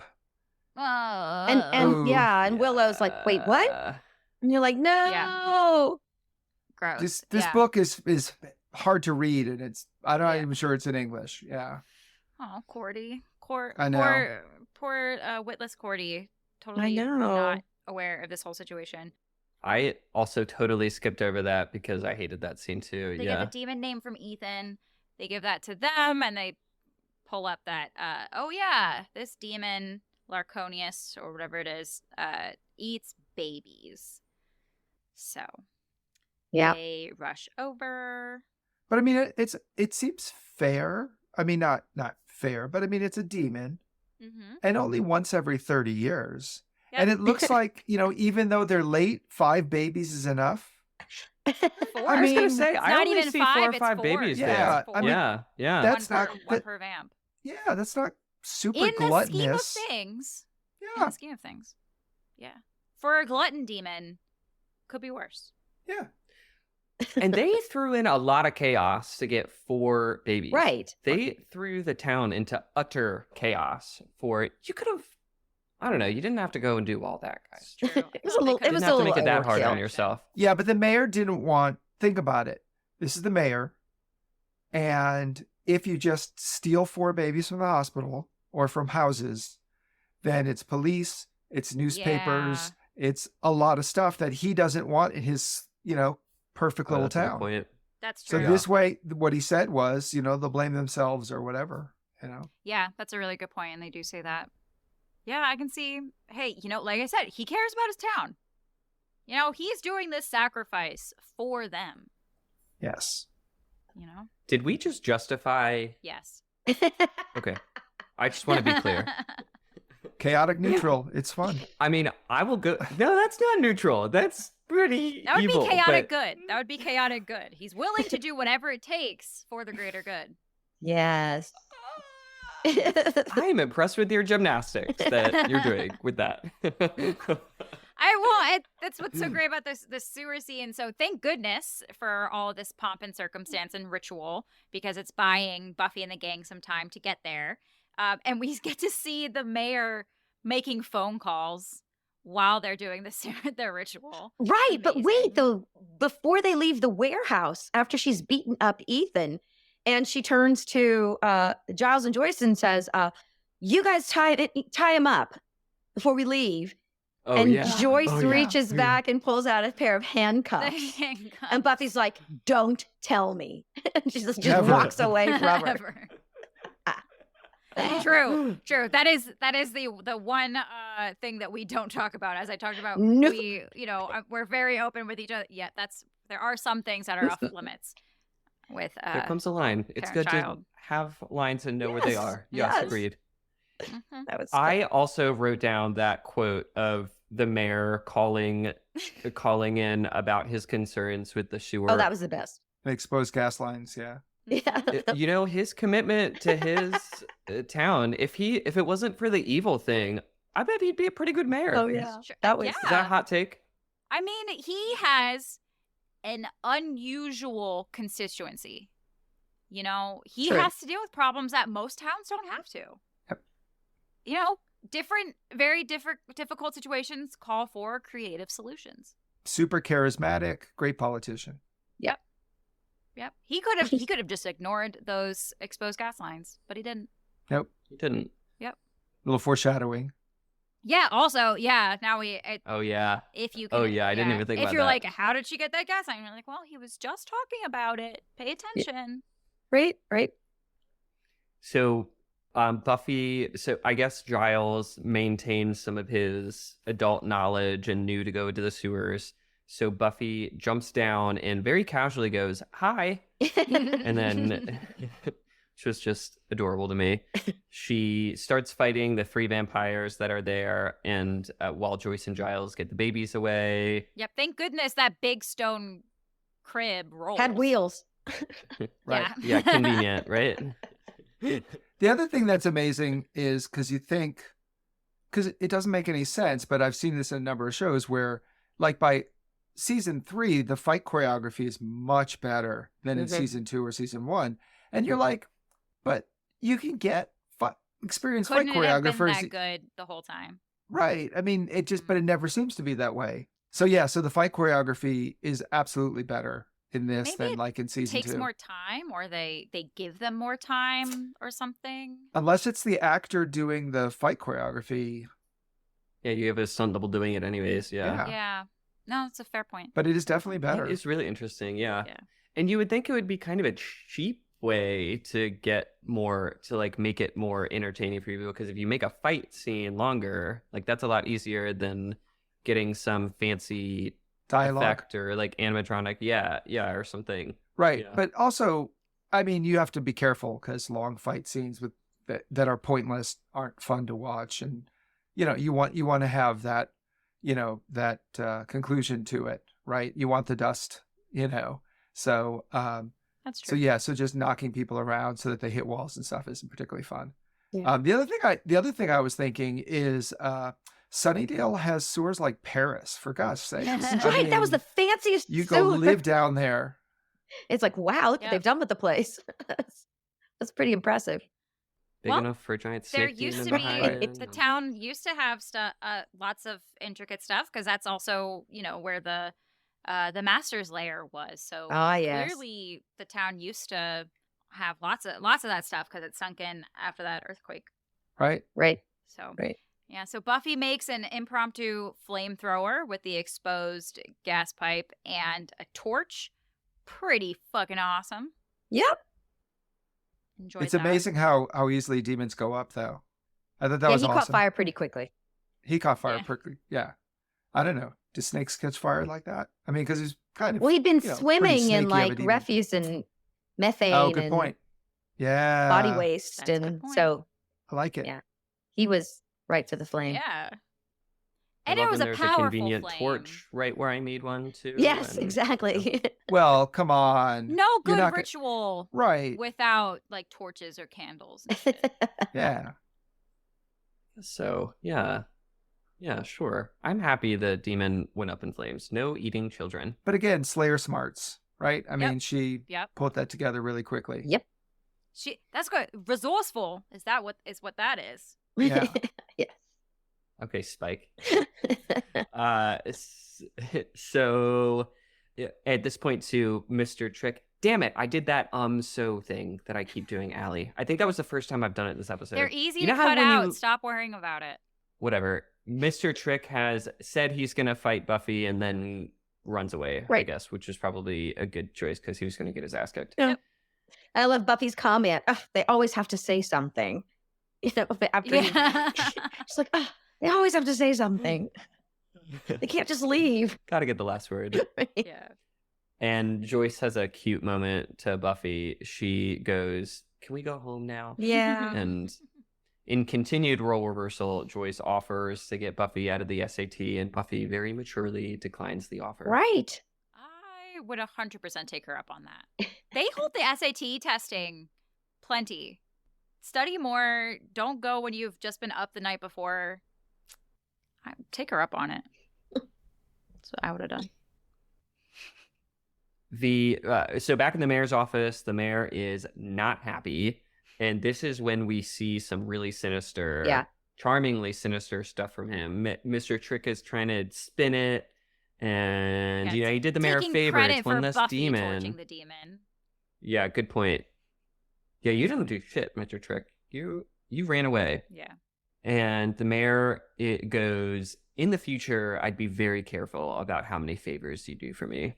And it makes him seem scarier. Yeah, because he says it very evenly, but you definitely get the sinister tone, and you're like, "Ooh, trouble. Yeah. Yeah, this is a dangerous guy.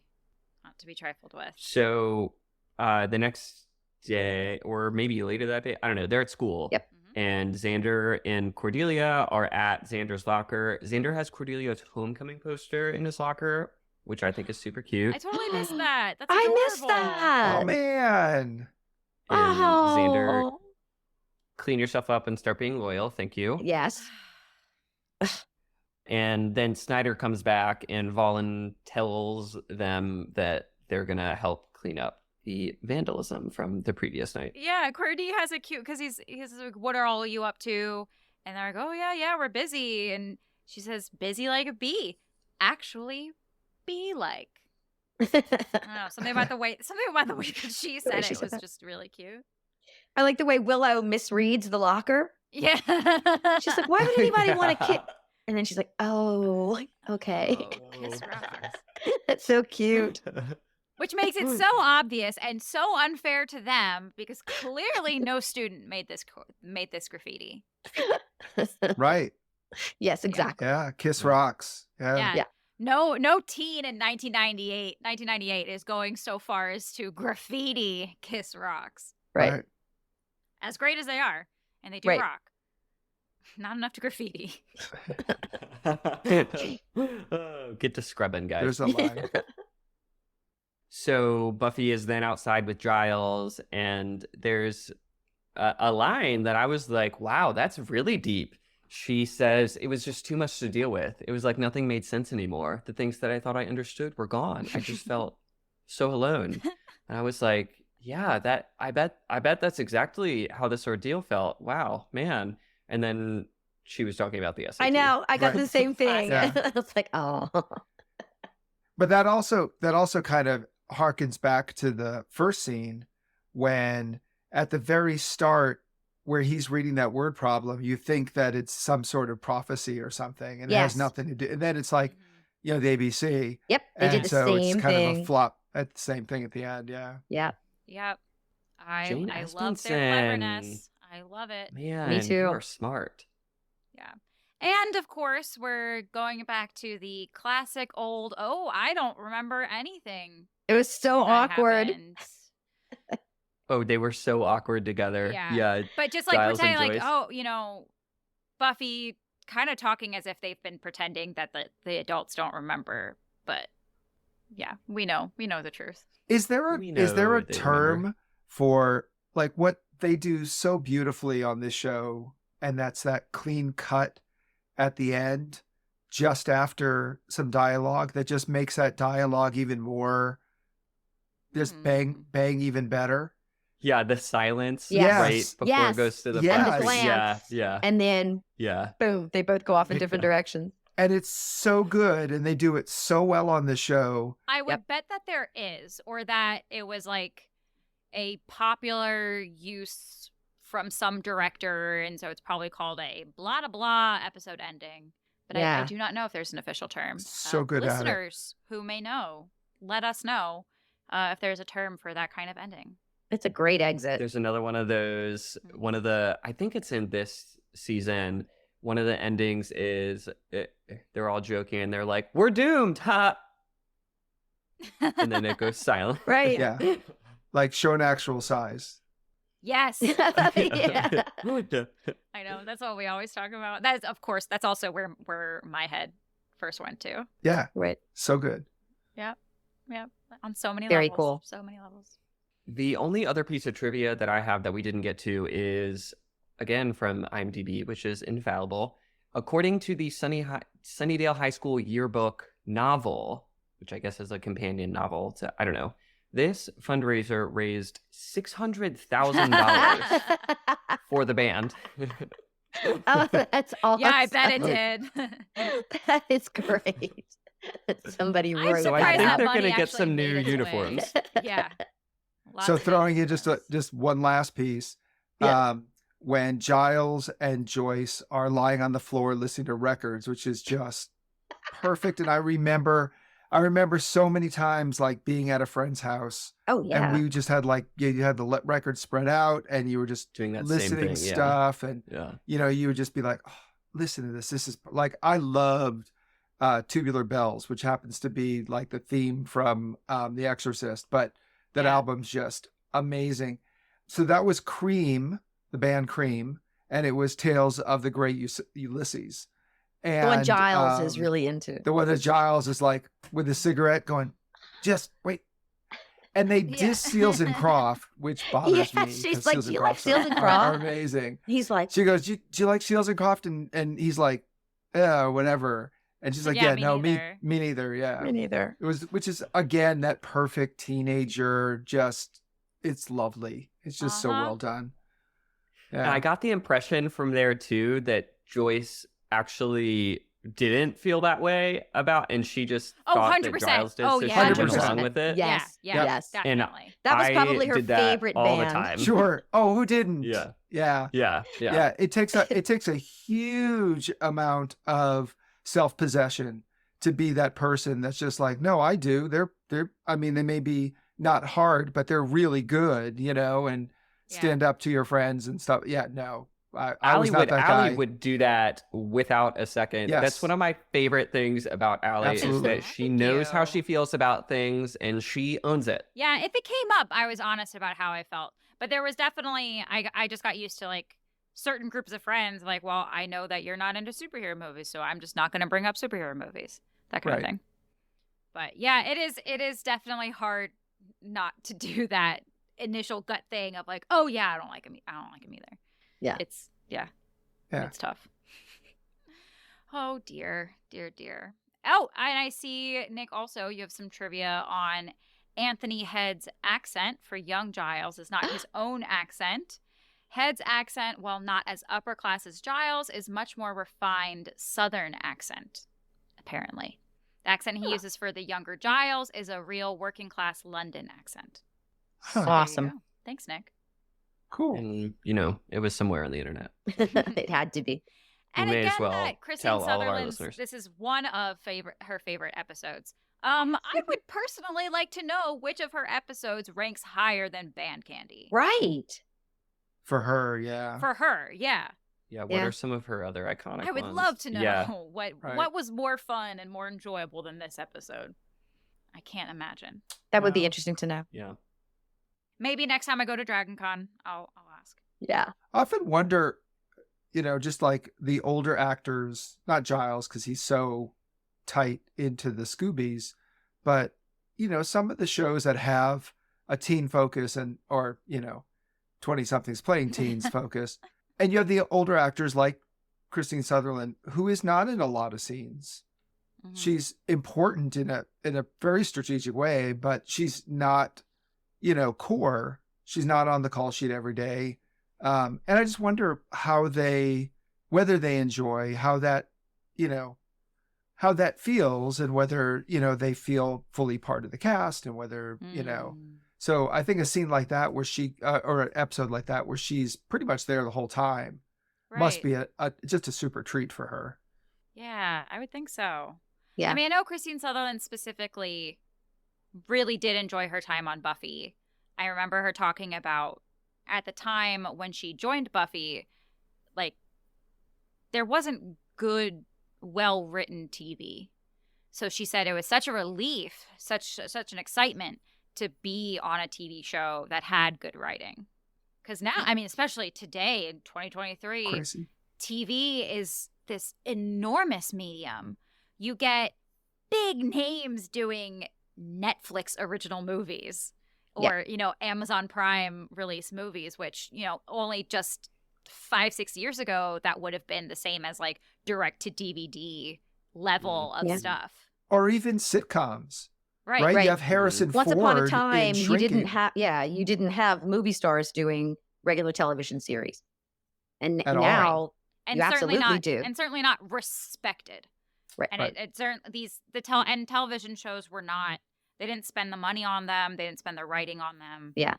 So just, I mean, it seems easy to think about now when we have shows like Game of Thrones, stuff like that like are much, much higher quality television. But until I heard her talk about that, it was not something that I thought about. Right. So at the time, like Game of Thrones is a good example with a just clear cult following today while it's still ongoing and with the reboot and stuff. When Buffy now there's a cult following of Buffy because it's like a brilliant show, but I feel like for a lot of people, including me, there's a nostalgic element to it. When it was younger, did it still have this same sort of like did people watch it and know at the time this is a true quality show here and the themes are deep? Like is Game of Thrones a relevant like corollary to it? That's interesting. I know after, partway through season 1 into season 2, people were recognizing how good it was. I don't know if it had the cachet of something like Game of Thrones, because Game of Thrones comes from a massive literary work that had a huge following. Yeah. I mean, and to say that there was nothing else out there, I mean, there were quality shows. There wasn't a lot, and there wasn't anything that worked on like 2 levels with, major, metaphor being its oeuvre. And, I think that, that might not have been the case, right? I mean, there wasn't stuff that was comparable to Buffy, but also it was easily excused because the movie wasn't great. The movie was kind of lightweight. And it's called Buffy the Vampire Slayer. So I think getting a serious following and a serious critical response took a bit. Yeah, that makes sense. So was it at least, even if not like critically respected, was it big at the time? I don't know about first season, but I mean, it but like once developed, we're getting into like second season, third season. Yeah. Oh, yeah, I I think so. so. A lot of our friends watched it, but that's not a great measure because we have a lot I of was gonna nerdy say, friends. Yeah. all nerdy friends. So Yeah. Right. maybe not. Did you all watch it when it was on TV? Yes. Yeah. Neat. I mean, eventually it was recorded on TiVo, and then we watched it. Right. Mhm. But yeah, no, that was one of the no miss shows. Yep. Like we went through most of the series of X-Files as a no miss show. Um, we were late to Babylon 5, which was fabulous. And it was, because at the time it was harder to just know what was going on. There wasn't really, the same level of internet support to streaming and watching television that there is now. Yeah, you had to check the physical TV guide. Yeah. Sometimes. Yeah. Nick, I love that you remember the baboops because we still sometimes when we talk about like fast forwarding through Yep, the commercials, baboop it. I'm like, come on, baboop. We do say that. Yeah, you all had I didn't have anything like TiVo growing up at all. And we eventually had DVR, I think it was, what is it called? Yeah.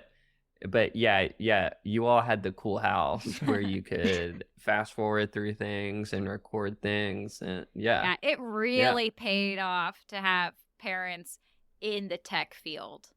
They were or early not adopters of sure.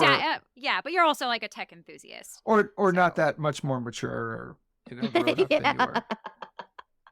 Okay, I was gonna give say you guys credit, but I was gonna say parents who indulged their Themselves. kids. oh learned no, what I they mean we like. had Indulged TiVo because ourselves. mom and dad Indulged wanted them. ourselves. Right, like yeah. No, we had computers in the house because mom and dad wanted computers. We benefited secondhand off of it, which was really great. I still miss TiVo. I think it had a much better interface than the DVRs. Oh, TiVo was so good. It Yep. really was. Way ahead of its time. The problem was that it was hard to compete with the built-in DVR of the cable companies and stuff like that. It was a marketing and a cost thing. Yeah. Yeah. Roku comes pretty close. You can change some of its themes, and it changes the button sounds. Sure. And Roku's TiVo has didn't simplicity. crash on me like Plex does, is all I'm saying. What's that? TiVo didn't crash on me like Plex does. Do you run a all Plex the server? time. Paul runs a Plex Oh, server. okay. Yeah. It's his pride and joy. He loves.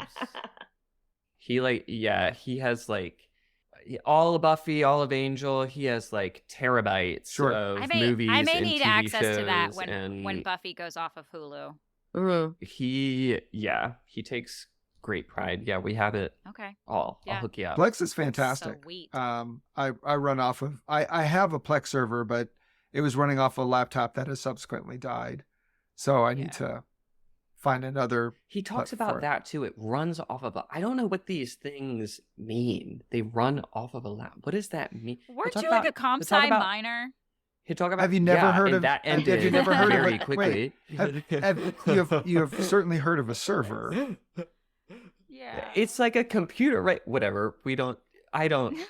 I have a man for that. Nice. I got a That's guy. true. This is what fiancés Okay. are for. That's what my fiance does too. Yeah.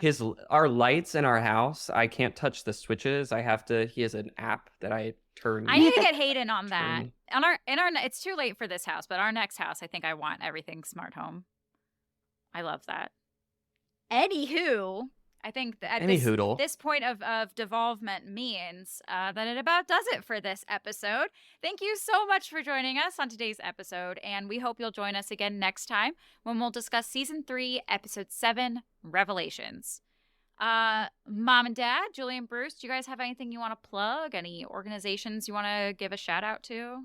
Or your own social media, if you feel so inclined. I am Bruce FP on most things, Bruce F Press. And I'm Bruce at brucefpressphotography.com. I am not currently involved in any projects. All right. I have a limited social presence, so there's not a real point in plugging any of that. But no, this has just been a lot of fun. I don't have anything in particular to plug. It's been but fantastic. yeah, this has been great. You guys Thanks, are amazing. guys. And if you happen to be in Howard County, Maryland, looking for some theater to check out Silhouette Stages. Yes, in a couple of weeks, they're going to be doing The Wedding Singer. Thank you, Allie-Press. Well, that will be over by the time that this shows. Oh, that's true. That's Right. true. I love that show. That is a really good show. Yes. I know. I'm excited to see it. I have some friends in it. But yeah, so just in general, check out Silhouette Stages if you are in or around Howard County, Maryland.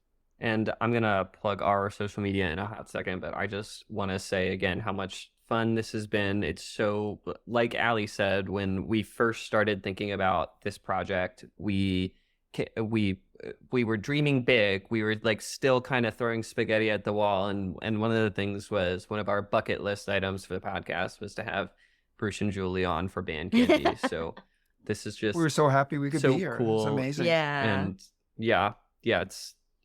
just Yeah. having dear friends on. I just touched the mic. I'm sorry, Allie. Nicholas. I'm sorry, future Allie, who's editing this. Having such dear friends and role models on is a real honor. So thank you. Oh, thank you, Nick. Dear listeners, if you're just too excited to wait until the next episode to chat, you can send us an email at tabularasabpod@gmail.com. That is tabularasabpod@gmail.com. And you can also say hello to us on Twitter, Instagram, Facebook, or TikTok at tabularasabpod. And we would be so thrilled if wherever you're listening to your podcast, if you would leave us a rating and a review. It helps spread the word, and we're grateful for it. Allie, why don't you prompt your social media? Sure thing. So you can find me, Allie-Press, on Instagram and Twitter at DaughterPick, DaughterPick. Fun fact, that name actually comes from my dad's internet name, which is Icepick. Me, I am daughter of Pick, so I am DaughterPick. And my mom is Wife Pick, and my brother's Pick Jr., so we're the Picks. Fun thing. You can also find me on TikTok at FutureBlackCat. If you'd like to send me monies, you can go to buymeacoffee.com/Allie-Press, ALLIE, press like press a button. And you can also go to Venmo, Allie-Press. Much appreciated. All of those social media handles are going to be in the description. Hey, friends, this has been a really great time. This has All been y'all so better go make some lovely. proud choices. You hear? Yeah. Take care, everyone. We love you. Make proud choices. Bye-bye. Bye. Tabula Rasa, bitches, is hosted by Allie-Press and Nick Mercer, with music by Inflaton Cult, artwork by Charlotte Fleming Design, and consultation by Evo Terra.